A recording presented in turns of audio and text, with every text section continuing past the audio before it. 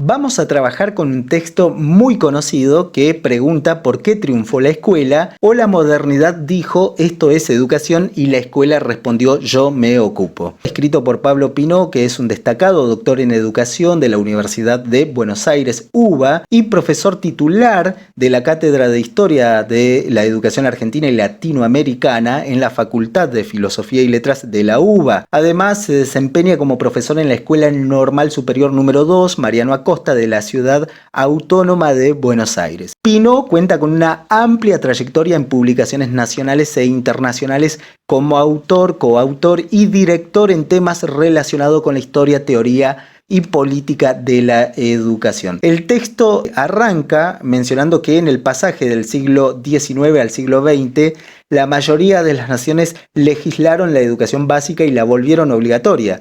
Esto se conoce como el pasaje hegemónico. Desaparece también, va a decir el autor, el atributo común que era en ese tiempo en la sociedad, el de no estar escolarizado. Esto produjo un verdadero cambio social. También la escuela se transformó en una de las mayores construcciones de la modernidad.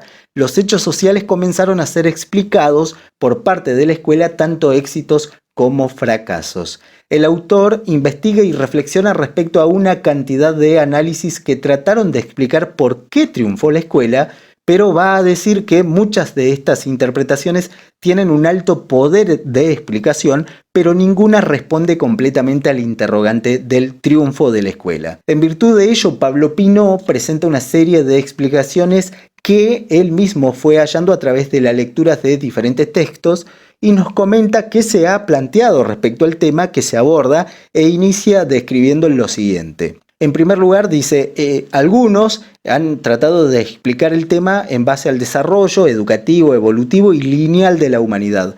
Otros buscaron problematizar esta cuestión. Hay un tercer punto que dice que la escuela es un epifenómeno de la escritura y sitúa justamente o cita, mejor dicho, a Marshall y McLuhan cuando refieren a esto. Analiza un cuarto punto que tiene que ver con el condicionamiento ideológico y político y va a decir que, por ejemplo, para los liberales la escuela es un dispositivo de generación de ciudadanos, mientras que para algunos marxistas la escuela es una generación de proletarios. También va a decir que la escuela es también una conquista social y un aparato de inculcación ideológica de las clases dominantes que implicó toda la dependencia como la alfabetización masiva, la orientación de los derechos, la construcción de la meritocracia, la construcción de las naciones, la imposición de la cultura occidental y la formación de movimientos liberales, entre otros efectos. Pablo Pinó presenta dos cuestionamientos. El primer cuestionamiento, que lo podríamos mencionar como el cuestionamiento A, dice que el proceso de escolarización es fundido con otros procesos sociales como socialización, alfabetización, institucionalización y educación en sentido amplio. Esto ha sido escrito en sintonía, pero no en homología. Para Pablo Pinó, la homología, atención con esto, en educación se refiere a la conexión y similitud entre la escolarización y otros procesos educativos, destacando cómo la escuela se ha desarrollado a través de interacciones con diferentes formas de educación, lo que ha dado lugar a la estructura y funcionamiento de la actual institución escolar. En el cuestionamiento B, Pablo Pinó va a decir que las lecturas realizadas ubican al sentido escolar fuera de la escolarización, en aplicación de la lógica texto-contexto, es decir, es probable que la escuela es un resultado del contexto, pero a través de la historia se ha comprobado que el contexto ha cambiado muy notoriamente y sin embargo el texto escolar ha resistido. Por esto Pinó menciona que la eficacia de la escuela reside en su interior y no en su exterior. ¿Por qué el autor dice que es probable que la escuela es una de las mejores construcciones de la modernidad? Simplemente porque, al igual que el árabe que nunca menciona al camello en el Corán, según Borges, también el hombre moderno no menciona el triunfo de la escuela por el simple hecho de que siempre ha estado ahí. El autor continúa explicando que La escuela tiene una condición de naturalidad y para poder explicarla hay que hacer un análisis complejo. Esta debe ser desarmada y desarticulada para generar otro tipo de explicación. Por esto el autor plantea que el triunfo de la escuela está ligado a que su conformación hegemónica respondió frente a la necesidad de hacerse cargo de la condición que le dio definición moderna a la educación. Es así que para profundizar esta idea, el autor termina citando al autor Borges, con el propósito de analizar sus particularidades e identificar una serie de elementos que producen rupturas en el devenir histórico educativo para luego reubicarlo en el paisaje. En este apartado, el autor pregunta qué es una escuela, o nombrando al camello que los árabes no ven. Para poder desarrollar este apartado, el autor menciona 16 elementos que trataremos de detallar. El primero es la homología de la educación. La escuela se impuso con operaciones de negociación y oposición con otras formas educativas.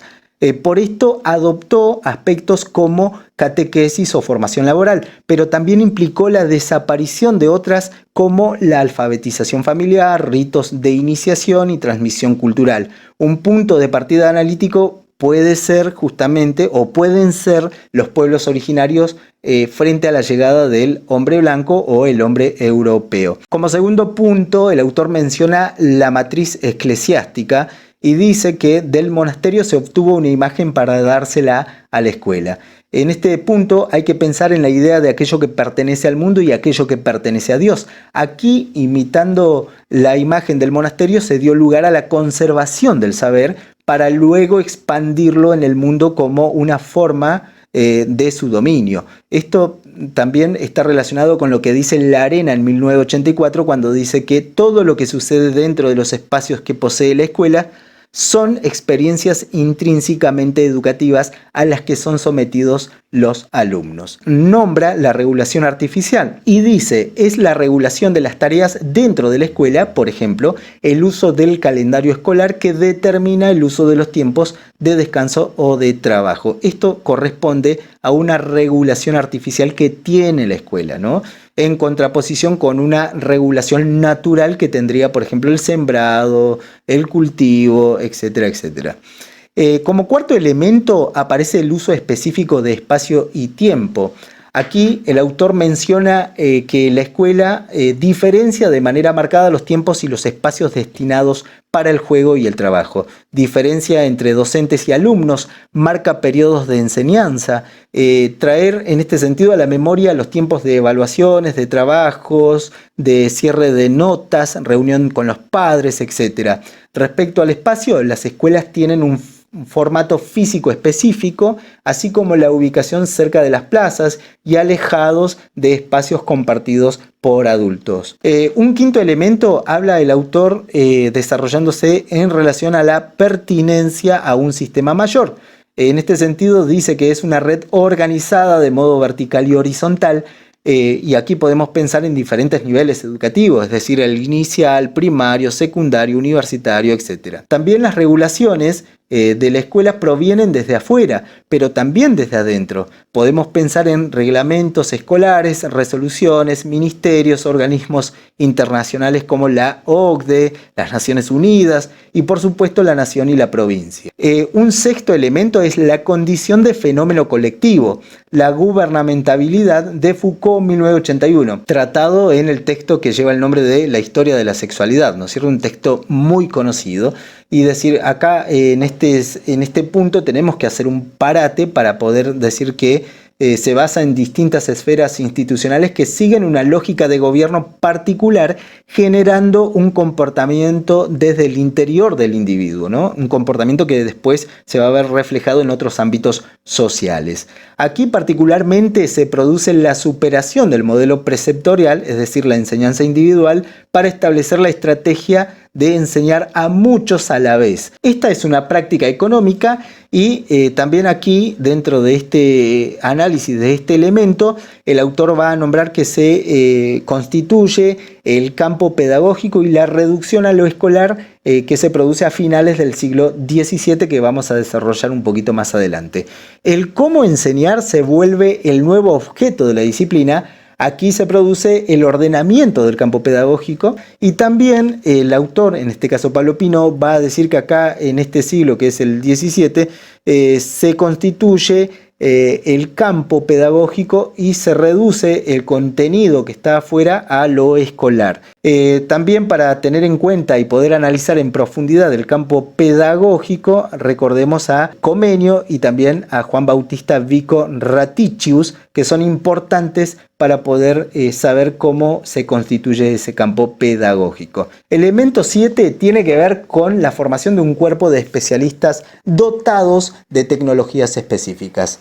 Es una tenencia monopólica que les permitió diferenciarse del resto de los agentes sociales como sacerdotes, ancianos, sabios, etc. ¿Por qué? Porque tenían una formación ya específica y que servía para la existencia de la escuela. Esta tenencia se refirió a saberes específicos, ejerciendo el control, método correcto, baterías de test, aparatos psicométricos, etc. Como elemento 8 habla de el docente como ejemplo de conducta. Aquí entró la lógica del poder pastoral descrita por Popkiewicz en 1998, donde se habla que el docente es como un agente con carácter de redentor y que por lo tanto es un ejemplo a seguir de manera moral, biológico, físico, social, epistémico, etc.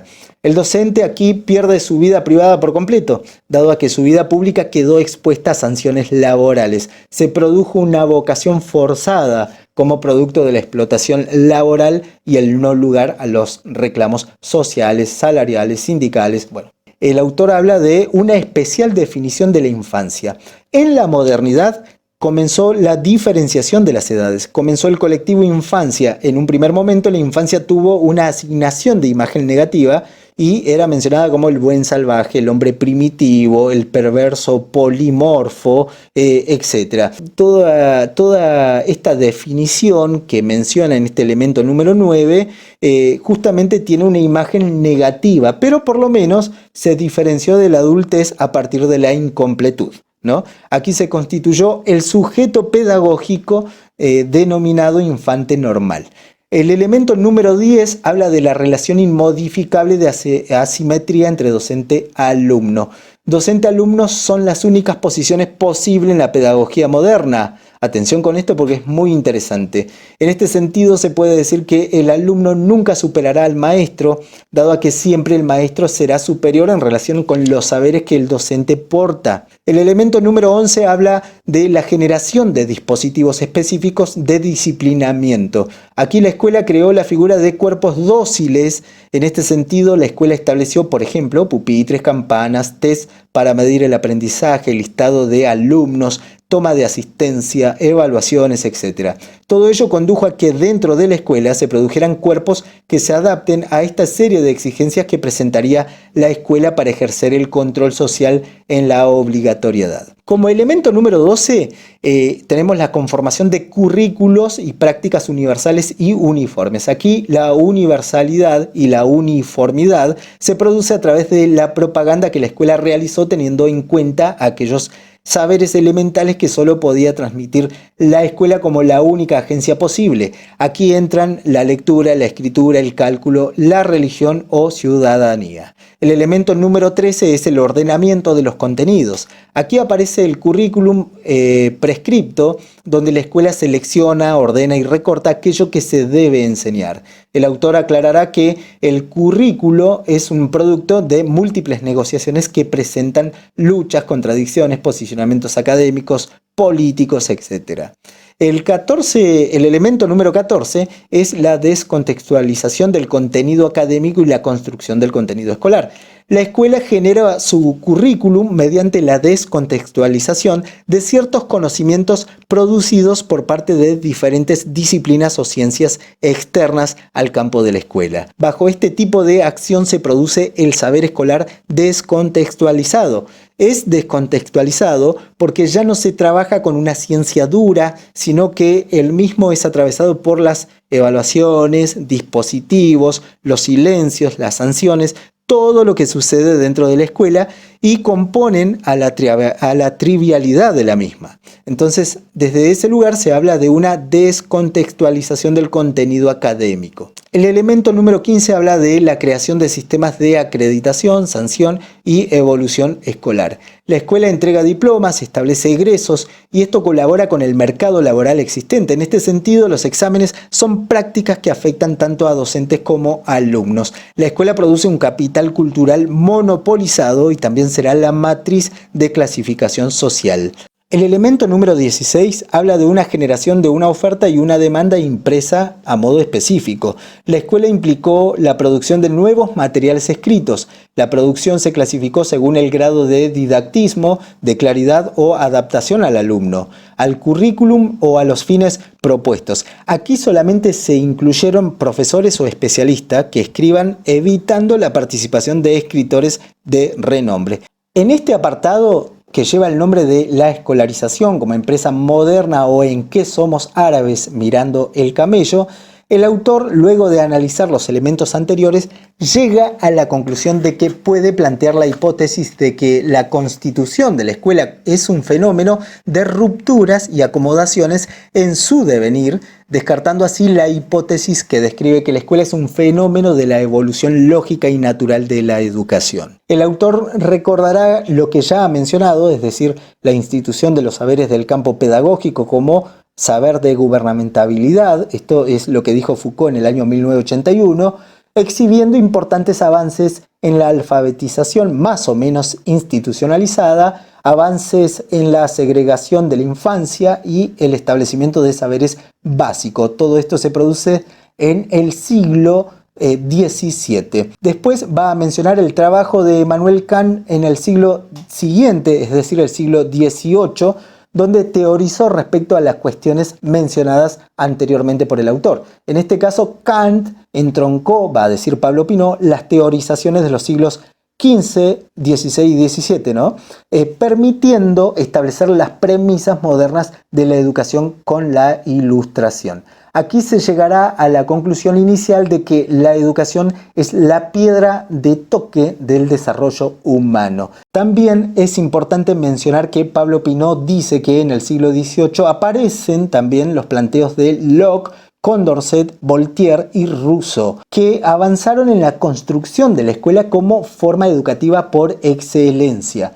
No obstante, se resalta que en el siglo XIX hubieron tres discursos muy importantes. En este caso el autor menciona al liberalismo, es decir, la condición política e ideológica, al positivismo y el aula tradicional, donde el autor se detiene y justamente desarrolla el avasallamiento del método simultáneo.